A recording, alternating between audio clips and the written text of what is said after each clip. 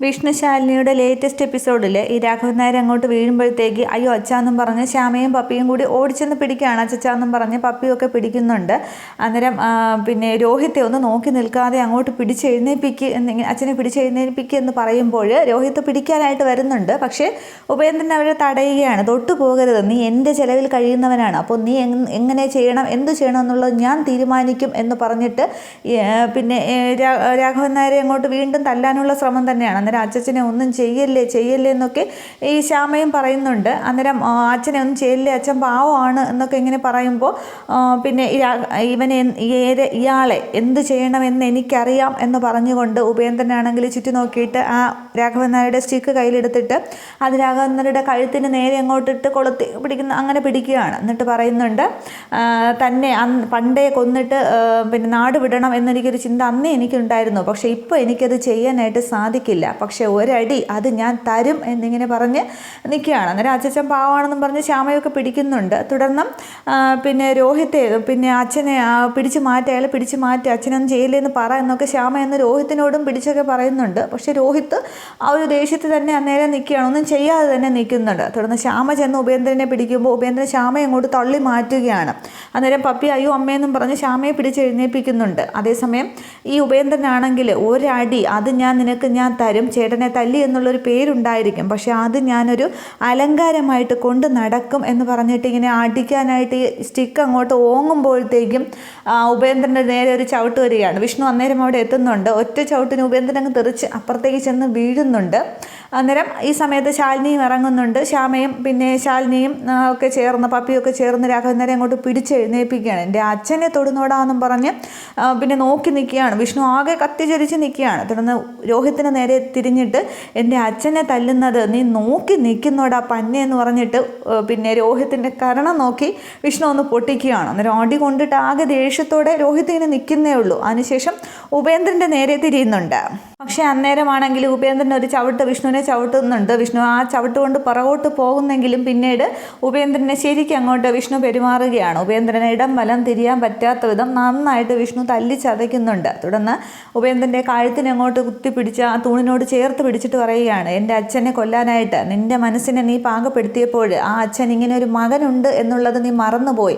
അത് സ്വയമായിട്ട് ബോധപൂർവം മറന്നതാണോ അതോ നിൻ്റെ കഷ്ടകാലം നിൻ്റെ മറച്ചു വെച്ചതാണോ എന്ന് ചോദിച്ചിട്ട് നിന്നെ എൻ്റെ അച്ഛന് നേരെ പൊങ്ങി ഈ കൈ ഇവിടെ വെട്ടി വീഴ്ത്തിയിട്ട് പോകാനുള്ള സ്ഥിതി ഇന്ന് എനിക്കുണ്ട് എന്ന് നിനക്കറിയാം, പക്ഷെ അതെല്ലാം മറന്നുകൊണ്ട് പിന്നെ എൻ്റെ അച്ഛനോട് ചെയ്ത സകല തെറ്റുകൾക്കും ആ കാലെ പിടിച്ച് മാപ്പ് പറയടാ പന്നെ എന്ന് പറഞ്ഞിട്ട് വിഷ്ണുവാണ് ഉപേന്ദ്രനെ എടുത്തങ്ങോട്ട് രാഘവൻ നായരുടെ മുന്നിലേക്ക് എറിയുകയാണ്. അന്നേരമാണെങ്കിൽ ഈ ഉപേന്ദ്രന് കിട്ടുന്ന അടി മുഴുവൻ ശാലിനിയും ശ്യാമയും രോഹിത്തും ഒക്കെ ഇങ്ങനെ നോക്കി നിൽക്കുന്നുണ്ട്. എല്ലാവരും അത് വേണമെന്നുള്ള ഉദ്ദേശത്തിൽ, പക്ഷേ രോഹിത്ത് ദേഷ്യത്തിലാണെങ്കിലും ശ്യാമയും പിന്നെ ശാലിനിയും ഒക്കെ അത് വേണമെന്നുള്ള ഉദ്ദേശത്തിൽ തന്നെ നോക്കി നിൽക്കുന്നുണ്ട്. തുടർന്ന് പറയടാ മാപ്പ് എന്ന് പറയുകയാണ്, ഇല്ലെങ്കിൽ നിന്നെ ഇവിടെ ഇട്ട് തന്നെ ഞാൻ തീർക്കും എന്ന് പറഞ്ഞിട്ട് വിഷ്ണു ആ സ്റ്റിക്ക് കൈകൊണ്ടെടുക്കുന്നുണ്ട്.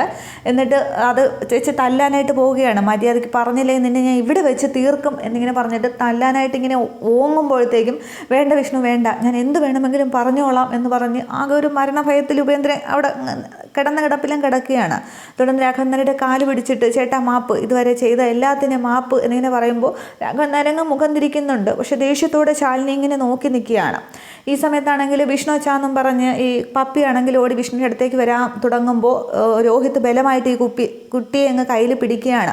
നിനക്ക് ഇപ്പോൾ ഒരച്ഛനേ ഉള്ളൂ, അത് ഈ ഒരു വിഷ്ണു അച്ഛനും ഇല്ല, നിനക്കിപ്പോൾ ഒരച്ഛനേ ഉള്ളൂ, അത് ഞാനാണ്, അതിൻ്റെ അവകാശം പറയാനായിട്ട് ആരെങ്കിലും വന്നാൽ എല്ലാ സത്യങ്ങളും എനിക്ക് അറിയിക്കേണ്ടവരെയൊക്കെ അറിയിക്കേണ്ടി വരും എന്നിങ്ങനെ ശാലിനിയെയും വിഷ്ണുവിനെയും നോക്കി തന്നെയാണ് പറയുന്നത്. അന്നേരമാണെങ്കിൽ വിഷ്ണു ഇങ്ങനെ കുട്ടിയെ തന്നെ നോക്കുകയാണ്. അന്നേരവും വിഷ്ണു അച്ചാന്നും പറഞ്ഞ് കുട്ടി കരയുന്നുണ്ട്. പക്ഷേ രോഹിത്ത് ബലമായി തന്നെ കുട്ടിയെ പിടിച്ച് വച്ചിരിക്കുകയാണ്. അന്നേരമാണെങ്കിൽ ശാലിനി രോഹിത്തിൻ്റെ അടുത്തേക്ക് എന്ന് പറയുകയാണ്, അന്ന് നിങ്ങൾ ആരെയും ചതിക്കണമെന്ന് ഉദ്ദേശിച്ചല്ല, ശ്യാമയുടെ ഇവിടുത്തെ ജീവിതത്തിന് വേണ്ടി നിങ്ങളുടെ നല്ല ഭാവിക്ക് വേണ്ടിയും സത്യാമ്മയുടെ ജീവന് വേണ്ടിയും ഒക്കെയാണ് ഞാനത് മറച്ചു വെച്ചത്, അല്ലാതെ ആരെയും ഒന്നും ചെയ്യാനും ദ്രോഹിക്കാൻ വേണ്ടിയിട്ടൊന്നുമില്ല, ഇനിയെങ്കിലും മനസ്സിലാക്കുന്നെങ്കിലും മനസ്സിലാക്ക് എന്നിങ്ങനെ പറയുക. അന്നേരം രോഹിത് ഒരു പുച്ഛിച്ച പോലെ മുഖം കൊണ്ട് തിരിച്ചു നിൽക്കുന്നുണ്ട്. തുടർന്ന് ശ്യാമയോട് പറയുകയാണ്, ഞാൻ പപ്പിമോളെ നിന്നെ ഏൽപ്പിച്ചത് വളർത്താനാണ്, അല്ലാതെ തളർത്താനല്ല. അപ്പം ശ്യാമ ഇങ്ങനെ കുഞ്ഞേച്ചി എന്ന് വിളിക്കുമ്പോൾ അത് നിൻ്റെ മനസ്സിൽ എപ്പോഴും ഓർമ്മയുണ്ടാവണം എന്ന് പറഞ്ഞിട്ട് ഇനിയെങ്കിലും നീ ഒന്ന് മനസ്സിലാക്കുക രോഹിത്തെ എന്നൊക്കെ പറയുന്നുണ്ട്. പക്ഷേ രോഹിത്ത് ഇവരാർക്കും മുഖം കൊടുക്കുന്നില്ല. തുടർന്ന് വാ വിഷ്ണുവേട്ടാ നമുക്ക് അച്ഛനെയും കൂട്ടി പോകാം എന്നിങ്ങനെ പറയുമ്പോൾ വിഷ്ണുവിനാണെങ്കിൽ കരി അടങ്ങുന്നില്ല. വിഷ്ണു ആണെങ്കിൽ ആ ഉപേന്ദ്രനെ ഒരു ചവിട്ട് കൂടി ചവിട്ടുന്നുണ്ട്. അതിനുശേഷമാണെങ്കിൽ ആ സ്റ്റിക്ക് ഒന്നുകൂടി നേരെ ഈ കഴുത്തിന് നേരെ പിടിക്കുന്നുണ്ട്. ഉപേന്ദ്രൻ്റെ കഴുത്തിന് നേരെ ഇങ്ങനെ പിടിച്ചിട്ട് പറയുകയാണ്, ഇനി എൻ്റെ അച്ഛൻ്റെ നേരെ എങ്ങാനും നിൻ്റെ കൈ എങ്ങാനും പൊങ്ങിയാൽ ദ്രോഹിക്കാനോ എന്തെങ്കിലും വന്നാൽ ചാവടി അടിയന്തരത്തിന് ചീട്ട് ഉറപ്പിക്കാനായിട്ട് തന്ത്രിയെ കണ്ടോളാനായിട്ട് നിൻ്റെ മക്കളോട് പറഞ്ഞേക്കണം കേട്ടോടാ എന്ന് പറഞ്ഞിട്ട് ഒരു ഓങ്ങുകൂടി ഓങ്ങിയിട്ട് വിഷ്ണു ഈ രാഘവൻ നായരെ പിടിച്ചുകൊണ്ട് ശാലിനിയും വിഷ്ണുവും കൂടി നടക്കുകയാണ്. അന്നേരം ഈ കുട്ടി അങ്ങ് കരയുകയാണ് പപ്പി. അന്നേരം വിഷ്ണു ഇങ്ങനെ തിരിഞ്ഞ് നോക്കുന്നുണ്ട്. പക്ഷെ വിഷ്ണുവിന് സങ്കടം അങ്ങോട്ട് സഹിക്കാൻ കഴിയുന്നില്ല. ശാലിനിയും തിരിഞ്ഞ് നോക്കുന്നുണ്ട്. പക്ഷേ പിന്നെ രോഹിത് വിടുന്നില്ലേ കുട്ടിയെ. തുടർന്ന് ഇവരാണെങ്കിൽ രാഘവൻ നായരെയും കൂട്ടിക്കൊണ്ടോടൊന്ന് പോകുന്നുണ്ട്. അന്നേരമാണെങ്കിൽ ഉപേന്ദ്രൻ പതിയെ എണീച്ച് ആ തിണ്ണയിലേക്ക് ഇരിക്കുന്നുണ്ട്. അന്നേരം വിഷ്ണു ആണെങ്കിൽ കാറിലേക്ക് കയറാൻ നേരവും ഈ കുഞ്ഞിനെ നോക്കുന്നുണ്ട്. എന്നിട്ട് ആ വീട് മൊത്തത്തിലേക്ക് നോക്കുകയാണ്. അന്നേരം ആ മുകളിലത്തെ ബാൽക്കണിയിൽ സത്യഭാമയിൽ നോക്കുന്നത് പോലെയൊക്കെ വിഷ്ണുവിന് തോന്നുന്നുണ്ട്. പക്ഷേ സങ്കടം സഹിക്കുക വയ്യാതെ വിഷ്ണു കാറിൽ കയറി പോവുകയാണ്. അന്നേരം ഉപേന്ദ്രന് ഈ പപ്പിയാണെങ്കിൽ ശ്യാമയെ കെട്ടിപ്പിടിച്ച് കരയുകയാണ്. അന്നേരം ഉപേന്ദ്രൻ പറയുന്നുണ്ട്, നീ എന്നെ കൊണ്ട് ഇപ്പോൾ പറയിപ്പിച്ച ആ ഒരു മാപ്പിന് ഞാനൊരു വില ഇട്ടിട്ടുണ്ട് വിഷ്ണു, അത് താങ്ങാനായിട്ട് നീ നിൻ്റെ അച്ഛനും തയ്യാറായിക്കോ. ഈ അനിയൻ്റെ കൈ കൊണ്ട് തന്നെ ആയിരിക്കും അയാൾക്കുള്ള ഏട്ടനുള്ള കൊലച്ചോറും ഞാൻ ഒരുക്കുന്ന ബലിച്ചോറും, തയ്യാറായി നിന്നോ എന്നിങ്ങനെയൊക്കെ ഉപേന്ദ്രൻ പറയുന്നുണ്ട്. അന്നേരം അത് കേട്ടൊക്കെ ദേഷ്യത്തോടെ രോഹിത് നിൽക്കുന്നുണ്ട്. ശ്യാമയും പപ്പിയും പക്ഷേ വിഷമിച്ചാണ് നിൽക്കുന്നത്. ഇതേസമയം അനൂപാണെങ്കിൽ നൂർജഹാനെയും കൂട്ടിക്കൊണ്ട് ശാരദാമ്മയുടെ വീട്ടിലേക്ക് വരുന്നുണ്ട്. അന്നേരം അനൂപിനെ ഇങ്ങനെ നോക്കി നിൽക്കുന്നുണ്ട്. അന്നേരം ഇതാരാന്നും പറഞ്ഞ് നൂർജഹാനെ നോക്കി ശാരദാമ്മ നിൽക്കുകയാണ്. അന്നേരം എന്തായിട്ട് അന്തം വിട്ട് നോക്കി നിൽക്കുന്നത്, ഞാൻ അനൂപാണ് എന്ന് പറഞ്ഞിട്ട് അനൂപ് ചിരിച്ച് സന്തോഷ വണ്ടിയിൽ നിന്ന് ഇറങ്ങുന്നുണ്ട്. അന്നേരം നീ എത്ര പൊക്കം വെച്ചാലും എനിക്ക് മനസ്സിലാവും, നീ എന്നും എനിക്ക് കുഞ്ഞ് തന്നെയാണ് എന്നൊക്കെ പറഞ്ഞിട്ട്, അല്ല ഇതാരാണെന്ന് ഞാൻ നോക്കുകയാണെന്ന് എന്ന് പറയുമ്പോൾ ഇതെൻ്റെ ഫ്രണ്ടാണ് നൂർജഹാൻ എന്നിങ്ങനെ പറയുന്നുണ്ട്. അന്നേരം തുടർന്ന് പറയുന്നുണ്ട്, പിന്നെ ഇതാണ് എൻ്റെ ശാരദാമ്മ, കുടുംബശ്രീ ശാരദാമ്മ, എൻ്റെ അമ്മയേക്കാൾ എന്നെ സ്നേഹിക്കുകയും ലാളിക്കുകയും ഒക്കെ ചെയ്ത വളർത്തമ്മ എന്ന് തന്നെ പറയാം എന്നിങ്ങനെ പറഞ്ഞ് അനൂപ് ശാരദാമ്മയെ പിന്നെ നൂറിന് പരിചയപ്പെടുത്തുന്നുണ്ട്. അന്നേരം അപ്പോൾ ഇതാണല്ലേ കുടുംബശ്രീ ശാരദാമ്മ, എനിക്കറിയാമെന്ന് പറയുകയാണ്. അന്നേരം എങ്ങനെ അറിയാൻ ചോദിക്കുമ്പോൾ പിന്നെ ശാലിനി ചേച്ചിയുടെ ഹസ്ബൻഡ് വിഷ്ണുവേട്ടനും ഫാമിലിയും ഒക്കെ നമ്മുടെ വീട്ടിലാണ് വാടകയ്ക്ക് താമസിക്കുന്നത്, ഏറെക്കുറെ കാര്യങ്ങളൊക്കെ എനിക്കറിയാമെന്ന് പറയുകയാണ്. തുടർന്നാണെങ്കിൽ ഇത് നല്ല വീട്, പഴയൊരു തറവാട് വീടല്ലേ, എനിക്കൊരുപാട് ഇഷ്ടമാണ് ഇങ്ങനെയുള്ള വീടുകൾ, ഞാൻ പിന്നെ ഇതൊക്കെ നോക്കി കാണട്ടെ, അകത്ത് കയറി കണ്ടോട്ടേയും ചോദിക്കുകയാണ്. അന്നേരം മോള് എവിടെ വേണമെങ്കിലും കയറി കണ്ടോ, ഞങ്ങളുടെ അനൂപിൻ്റെ കൂടെ വന്ന കുട്ടിയല്ലേ, അതുകൊണ്ട് ഞാൻ ഫോട്ടോയും വീഡിയോ ഒക്കെ എടുക്കട്ടെ എന്ന് പറഞ്ഞ് നൂറാണെങ്കിൽ ഫോണും കൊണ്ട് അത് ഫോട്ടോയൊക്കെ എടുക്കാൻ പോകുന്നുണ്ട്. അന്നേരം നിങ്ങൾക്ക് എന്തെങ്കിലും കുടിക്കാൻ എടുക്കാമെന്ന് പറഞ്ഞിട്ട് ശാരദാമ്മ അനൂപിനെ വിളിച്ചുകൊണ്ട് അകത്തേക്ക് കയറുമ്പോൾ ശാരദാമ്മ നിന്നേന്നും പറഞ്ഞ് അനൂപ് പിടിച്ച് നിർത്തുകയാണ്. കയ്യിൽ പിടിക്കുന്നുണ്ട് ശാരദാമ്മയുടെ. എന്നിട്ട് പറയുന്നുണ്ട്, പിന്നെ ഞാൻ വന്നത് ശാരദാമ്മയെ കാണാനാണ്, ഒരു സഹായം ചോദിക്കാനാണ് എന്ന് പറയുമ്പോൾ അതെനിക്ക് അപ്പോഴേ മനസ്സിലായി, നീ എന്തോ ഒരു കോളും കൊണ്ടാണ് വന്നിരിക്കുന്നതെന്നിങ്ങനെ ശാരദാമ്മ പറയുന്നുണ്ട്. അന്നേരം അത് നൂർജഹാൻ, എനിക്ക് ഒരുപാട് ഇഷ്ടമാണ് നൂറിനെ, അവളെ കാണാൻ വേണ്ടി തന്നെയാണ് ഞാൻ ഈ നാട്ടിലേക്ക് വന്നത് എന്ന് പറയുമ്പോൾ ശാരദാമ്മ പെട്ടെന്ന് അനുവിൻ്റെ കയ്യങ്ങ് മാറ്റുകയാണ്. എന്നിട്ട് പറയുന്നുണ്ട്, ഇവളെ കാണാനാണ് ഞാൻ വന്നത്, ഞാനിതൊക്കെ ആരോടാണ് പോയി പറയുക, അമ്മയുടെ കാര്യം അറിയാമല്ലോ, സമ്മതിക്കില്ല, പിന്നെ അച്ഛനാണെങ്കിൽ ഇവിടെയും വരാറില്ല അവിടെയും വരാറില്ല, യാതൊരു കോണ്ടാക്റ്റുമില്ല, ഞാനിതൊക്കെ ആരോടാണ് പോയി പറയുക, അതുകൊണ്ട് ശാരദാമ്മ തന്നെ എന്നെ സഹായിക്കണം, ഞാൻ കുഞ്ഞേച്ചിയെ കണ്ടിരുന്നു എന്നൊക്കെ പറയുമ്പോൾ ശാരദാമ്മ കൈയൊഴിയുകയാണ്. ഇതിൽ എനിക്കൊന്നും ചെയ്യാൻ പറ്റില്ല മോനെ, എൻ്റെ അമ്മ രാജേശ്വരിയുടെ കാര്യമൊക്കെ അറിയാമല്ലോ, ഇവിടെ വന്ന് എന്തെല്ലാം പ്രശ്നങ്ങളാണ് ഉണ്ടാക്കിയത്, ഇവിടെ വന്ന് നിൻ്റെ അച്ഛനെ വലിച്ചിറക്കിക്കൊണ്ട് വരെ കൊണ്ടുപോയിട്ടുണ്ട്, എൻ്റെ ജീവിതം തകർത്തുകൊണ്ടല്ലേ എൻ്റെ അമ്മ കടന്നു വന്നത്, പക്ഷേ ഇപ്പോഴും പറയുന്നത് ഞാനാണ് അവളുടെ ജീവിതം തകർത്തത് എന്നുള്ളതെന്ന് പറഞ്ഞ് ആ പഴയ കാര്യം രാജേശ്വരിയെ കല്യാണം കഴിച്ചു കൊണ്ടുവന്ന കഥയും പിന്നെ ഹോട്ടലിന് രാജേശ്വരി ഒന്ന് വിലയിട്ടതും ഹോട്ടലൊക്കെ അടിച്ച് തകർത്ത കാര്യങ്ങളൊക്കെ ശാരദാമ്മ ഇങ്ങനെ ഓർക്കുന്നുണ്ട്. എനിക്ക് തന്നെ ഒരുപാട് പ്രശ്നങ്ങളുണ്ട്, അതിൻ്റെ ഇടയിൽ കൂടി ഞാനും രാജേശ്വരിയും തമ്മിൽ എന്നെ ഒന്നും ചെയ്യാനായിട്ട് അവൾ സമ്മതിക്കത്തുമില്ല, ഞങ്ങൾ അതിനി വഴക്ക് വിടണമെന്ന് ചോദിക്കുമ്പോൾ ശാരദാമ്മ അങ്ങനെ പറയല്ലേ, എനിക്ക് ചെന്ന് പറയാനായിട്ട് വേറെ ആരുമില്ല, ശാരദാമ്മ എന്നെ സഹായിച്ചേ മതിയാകൂ എന്ന് പറഞ്ഞ് ശാരദാമ്മയുടെ കൈപിടിച്ച് ഇങ്ങനെ അനൂപ് സങ്കടത്തോടെ നിൽക്കുകയാണ്. അതേസമയം അപ്പോഴത്തേക്ക് നൂറ് വരുന്നുണ്ട്. അതെ, ഇനിയും കഥ പറഞ്ഞുകൊണ്ട് നിന്നാൽ വീട്ടിൽ ചെല്ലാൻ താമസിക്കും, ഉപ്പച്ചി വഴക്ക് പറയുമെന്ന്, നമുക്ക് പോകാമെന്ന് പറയുകയാണ്. അന്നേരം ഇവിടം വരെ വന്നിട്ട് എന്തെങ്കിലും കുടിക്കാതെ പോകുന്നത് എങ്ങനെയാണ്, ഞാൻ ചായ എടുക്കാമെന്ന് ശാരദാമ്മ പറയുമ്പോൾ, വേണ്ട ശാരദാമ്മ, അതിനിനി സമയമുണ്ടല്ലോ, ഞങ്ങൾ ഇനിയും വരാമെന്ന് പറയുമ്പോൾ, അവിടെ നിൽക്കുക, എന്തായാലും വന്നതല്ലേ എന്ന് പറഞ്ഞിട്ട് ശാരദാമ്മ ചായ എടുക്കാൻ അകത്തേക്ക് പോകുന്നുണ്ട്. അന്നേരം അനുവാണെങ്കിൽ തിരിഞ്ഞിങ്ങനെ നൂറിനെ നോക്കുകയാണ്. അന്നേരം തുടർന്ന് നൂറും അനൂപും ഇങ്ങനെ കണ്ണിൽ നോക്കി നിൽക്കുന്നുണ്ട്. അതേസമയം അകത്തേക്ക് പോയ ശാരദാമ്മ ആകെ വിഷമിക്കുകയാണ്. ഇത് പ്രശ്നമാവും, ഇത് വലിയ പ്രശ്നം ഉണ്ടാവും, എല്ലാവർക്കും പ്രശ്നം ഉണ്ടാക്കും എന്നിങ്ങനെ പറഞ്ഞ് ശാരദാമ്മയും നിൽക്കുന്നുണ്ട്. ഇതേ സമയം വിഷ്ണുവും ശാലിനിയും കൂടി രാഘവൻ നായരെയും കൊണ്ട് സത്യഭാമയുടെ അടുത്തേക്ക് എത്തുന്നുണ്ട്. അന്നേരം ഭാമയ്ക്കാണെങ്കിൽ ശാലിനിയെ കാണുമ്പോഴേ അങ്ങോട്ട് ദേഷ്യം വരുന്നുണ്ട്. വിഷ്ണു ചേർന്ന് രാഘവൻ നായരെ പതിയെ കസേരയിലേക്ക് ഇരുത്തുന്നുണ്ട്. പൊന്നി അങ്ങോട്ടത്തേക്ക് വരികയാണ്. അന്നേരം അമ്മയെന്നും പറഞ്ഞിട്ട് വിഷ്ണു പറയാനായിട്ട് തുടങ്ങുമ്പോൾ സത്യഭാമയാണെങ്കിൽ രാഘവൻ നായരുടെ അങ്ങോട്ട് ചാടിക്കടിക്കുകയാണ്. രാഘവേട്ട, നിങ്ങൾക്ക് എന്തിൻ്റെ കുറവാണ് ഈ വീട്ടിലുള്ളത്? സമയം നിങ്ങൾക്കുള്ള ചായ വരെ എന്ത് ജോലി ഉണ്ടെങ്കിലും ഞാൻ എടുത്ത് വെക്കാറില്ലേ, പിന്നെ ആരെ കാണാനാണ് നിങ്ങൾ ഈ പോക്ക് പോകുന്നത്? മനുഷ്യരായിട്ട് ബുദ്ധിമുട്ടിപ്പിക്കാനാണോ എന്നും പറഞ്ഞിട്ട് സത്യഭാമ ഇങ്ങോട്ട് വഴക്ക് പറയുകയാണ്. അന്നേരം വിഷ്ണു നോക്കിക്കൊണ്ട് നിൽക്കുന്നുണ്ട്. ശാലിനിക്ക് ആകപ്പാട് ദേഷ്യം വരുന്നുണ്ട്. രാഘവൻ നായർ ഇങ്ങനെ ദയനീയമായിട്ട് നോക്കിക്കൊണ്ട് നിൽക്കുകയാണ്. തുടർന്ന് ശാലിനി ചോദിക്കുന്നുണ്ട്, സത്യാമ്മ എന്തിനാ അച്ഛൻ ഇങ്ങനെ വഴക്ക് പറയുന്നത്? അച്ഛൻ്റെ ഓർമ്മക്കുറവ് കൊണ്ടല്ലേ ഇങ്ങനെയൊക്കെ സംഭവിച്ചതെന്ന്. അന്നേരം എന്നെ ഉപദേശിക്കാനായിട്ട് നീ ആരാടി? നീ കളക്ടറാണെങ്കിൽ അതിൻ്റെ കയ്യിൽ വെച്ചിരുന്നാൽ മതി, എന്നോട് അതൊന്നും ചിലവാക്കണ്ട എന്ന് പറയുകയാണ്. പിന്നെ ഇവളല്ലേ കൊണ്ടുവിട്ടത്, അപ്പോൾ പിന്നെ രാഘവേട്ടൻ കൊണ്ടുപോയതാണോ, എവിടെ നിന്നാണ് കൊണ്ടുവന്നത്? മൂത്ത മരുമകളെ അന്വേഷിച്ച് പോയതായിരിക്കും, ആർക്കറിയാം ഇതൊക്കെ എന്നിങ്ങനെ പറയുമ്പോൾ വിഷ്ണു ചൂടാവുകയാണ്. അമ്മ എന്തൊക്കെയാണ് പറയുന്നത്?